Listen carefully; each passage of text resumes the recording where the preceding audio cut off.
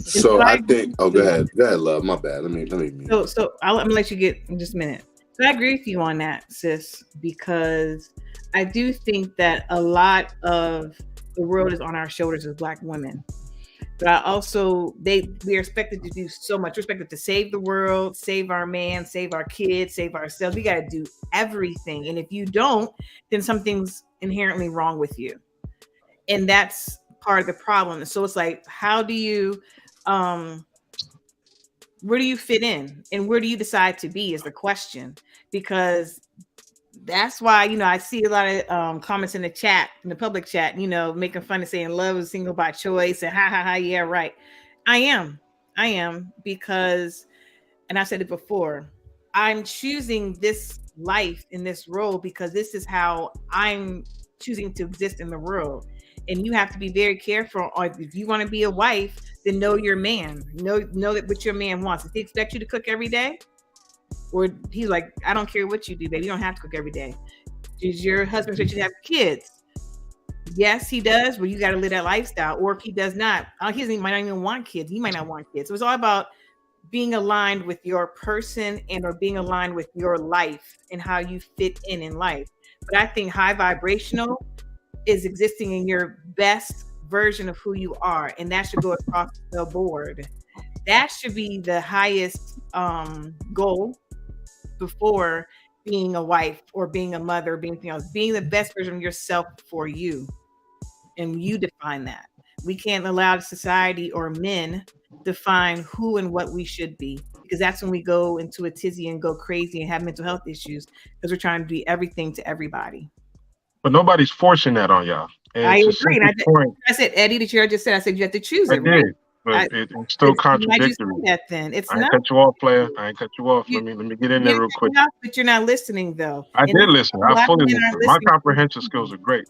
But to Sis's point, I'm just saying that nobody is forcing that on y'all, right? And a good point is this whole BS around a soft life, right? I'm a rich auntie, all this other nonsense, right? Which I think are just coping and defense mechanisms because, again, accountability and choices, right? Things didn't go well in terms of your dating life or whatever other stuff that went on in regards to like how you view men, whether or not you respect men, right?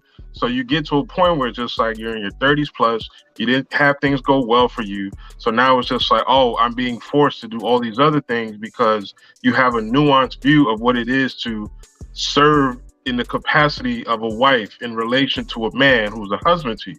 So it's problematic, right? Anything that has to do with being aligned with the man you're combative toward. I'm not talking about you, love, or anybody on the panel, but women in general today like have this immediate combativeness when it comes to like being on point with this stuff, right?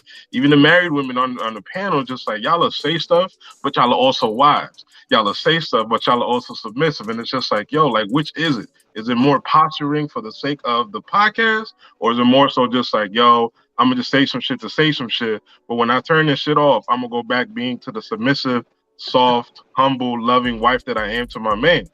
So what I'm saying is I'm not seeing a level of consistency.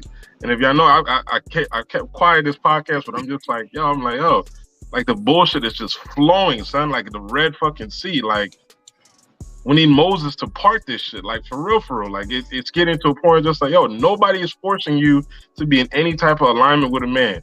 If you're misandry, if you don't hate men or whatever it is, no, be lonely. Like they got roses, they got all sorts of shit to entertain you. But if you don't want to be in alignment with a man, it's just like then don't be in alignment. But the bickering just be fucking with me. But whatever, man. So I wish you could elaborate on feeling like I give you like 2 minutes of elaboration. And specifically, again, you listen, goddamn. So specifically in regards to somebody married, you know, saying they're submissive, but then saying another thing. So again, I feel like this goes back to the term to just people understanding exactly what submissive is. Because it's not always to the extent of what motherfuckers think is like being a fucking slave. So I can, me personally, I can debate some shit with my husband, but I'm still submissive. You get what I'm saying? It doesn't mean I'm contradicting myself at all. He knows that I have an opinion. He appreciates that I have an opinion. And that's what we discuss. but that doesn't mean that I'm not listening to his view. I'm not listening to his point. No, I agree with that. Yeah, I agree with that. I'm not letting him make the whole decision. That doesn't mean that. That doesn't mean he ain't got final say, which is a part of being submissive. So I can be both. I can still get loud, talk my shit, and be like, all right, whatever you feel like fucking doing, whatever you decide, that's fine. That's me being submissive. I'm gonna talk my shit the way there, but at the end of the day, you're gonna make. I trust you to make the best decision. Right, but it goes back to Ham's point as to why we don't. We will listen to you. Absolutely, I will always want my woman's voice to be amplified. But when it comes to decision making in the house, I'm gonna hear you out. But there's certain things that we as men see in our peripheral that y'all are completely blind to when it comes to certain shit. And it's just like, okay, babe, what do you think about this? All right, I'm gonna take that. My decision is still gonna be my decision. And if I happen to be wrong in this aspect or that aspect, you know what? When you said this, yeah, you were right. For the most part, like, that's leadership. And leadership is not fucking easy.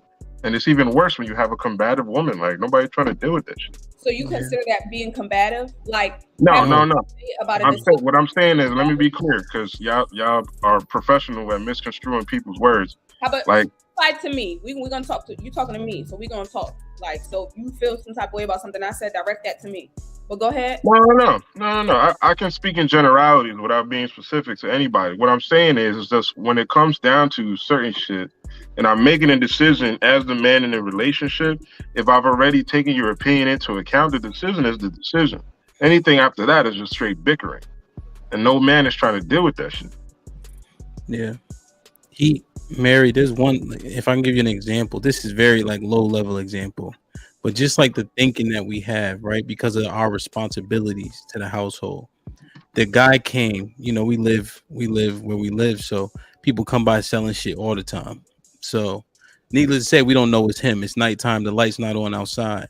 So I got the baby and my wife goes to the door and said, oh, it's some guy outside. Right. So I said, well, don't touch the door. Oh, I was going to turn the light on. No, don't touch the door. Then I get up.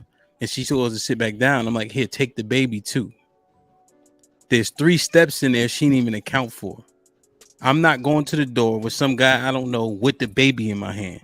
That's a handicap. You know what I'm saying? Like, I'm thinking about all this shit. That's not how women's reigns are registering, right? Because I know what time it is when I open that door, right? I know who's responsible for opening that door and what comes through it. You see what I'm saying? And that's a low level example, right? There was no real danger. It was a guy selling steaks. You know what I'm saying? Like, but with that being an example, do you feel like that's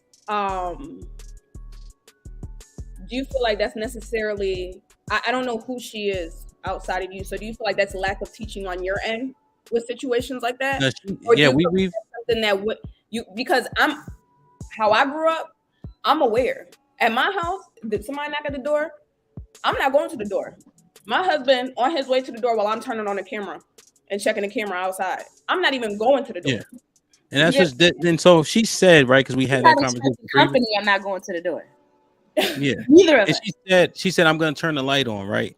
But still approaching the door, right? Don't even do that. So she's learned, but we had to have that conversation a few times, right?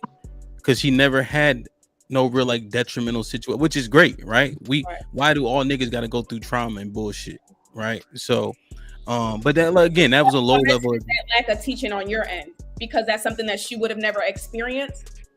Is that she knows? And her answer was, "I'm gonna like turn the light on," right? But I'm just saying all the other things that didn't register, right? She let me know it was some dude at the door, and then she didn't think, "Oh, let me take the baby." Because we don't know who this is at the door, right?